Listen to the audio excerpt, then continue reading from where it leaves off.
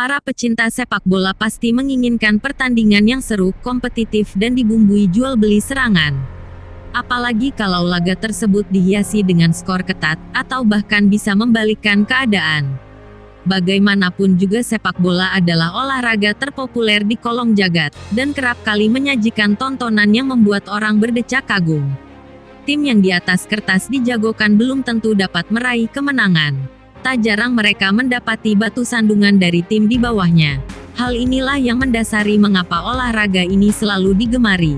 Karena di sepak bola selalu menghadirkan kejutan di tiap pertandingannya.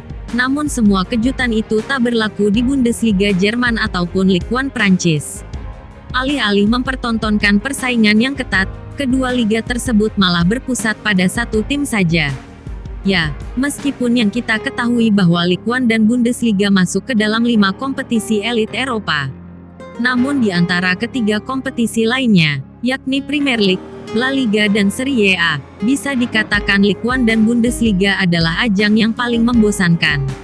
Hal itu tak terlepas dari kurang kompetitifnya kedua liga tersebut dibandingkan ketiga liga elit Eropa lainnya.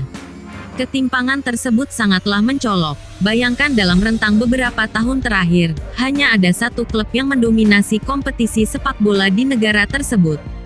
Paris Saint-Germain begitu superior di Ligue 1, begitu pula dengan Bayern Munchen yang dikdaya di Bundesliga. Liga Prancis yang di era 2000-an awal memunculkan penguasa bernama Olympique Lyon, berhasil menjuarai Ligue 1 selama 7 musim berturut-turut. Sebelum tahta tersebut bergeser ke tim kaya raya PSG di tahun 2010 ke atas. Memang sempat ada beberapa klub yang mampu mencuri gelar juara, tetapi itu cuma berlaku satu musim saja. Setelahnya gelar liga kembali lagi ke pangkuan PSG. Hal yang sama juga dialami Bundesliga Jerman. Bayern Munchen yang mungkin sudah ditakdirkan sebagai tim nomor 1 di Jerman, seolah tak menemui perlawanan berarti. Munchen seolah berlari sendiri dalam lintasan perburuan gelar. Tim lain seakan tak berdaya melawan hegemoni dari Bayern Munchen. Bayangkan saja dalam 10 musim terakhir, Bayern Munchen selalu keluar sebagai pemenang Bundesliga.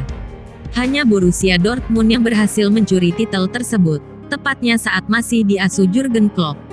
Dan karena alasan itulah Ligue 1 dan Bundesliga diejek sebagai liga petani karena saking tidak kompetitifnya. Sejatinya ada berbagai alasan lagi yang mendasari kedua kompetisi itu disebut Liga Petani.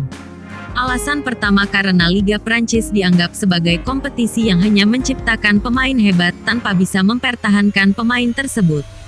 Banyak pemain luar biasa yang merintis karir di Ligue 1. Namun ketika pemain tersebut mulai terlihat potensinya, mereka langsung direkrut oleh tim yang bermain di Liga Eropa lain. Bak seorang petani. Ketika padi sudah ditanam dan telah dipanen, maka padi tersebut akan segera dijual. Hal itu jugalah yang terjadi dengan para pemain hebat yang muncul di kompetisi Liga Prancis. Sebut saja Thierry Henry, Ronaldinho, Karim Benzema, Eden Hazard, dan masih banyak lagi. Tidak seperti liga lainnya yang dapat mempertahankan pemain mereka untuk bermain di kompetisi negara tersebut. Stigma Liga Petani juga mengarah pada Bayern Munchen yang hobi menggembosi kekuatan rival. The Bavarian kerap kali mendatangkan pemain yang berstatus bintang di tim lain, seperti Miroslav Klose, Robert Lewandowski, ataupun yang terbaru Dayot Upamecano. Atas dasar itulah banyak yang menyebut jika Bundesliga tak lain merupakan akademi Bayern Munchen belaka. Liga Petani diibaratkan seperti para pemainnya yang tidak menjadikan sepak bola sebagai profesi utama karena saking tidak kompetitif.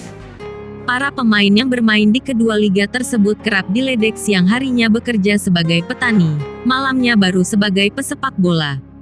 Meskipun liga domestiknya menyandang predikat sebagai Liga Petani, nyatanya Jerman dan Prancis patut berbangga. Karena di dalam 2 edisi terakhir Piala Dunia mereka mampu keluar sebagai juara. Ya, itu tadi pembahasan mengenai penyebab Ligue 1 dan Bundesliga disebut Liga Petani. Bagaimana pendapat teman-teman mengenai julukan tersebut? Tulis di kolom komentar. Jika kalian suka dengan video ini silahkan like, komen dan subscribe channel ini. Terima kasih dan sampai jumpa.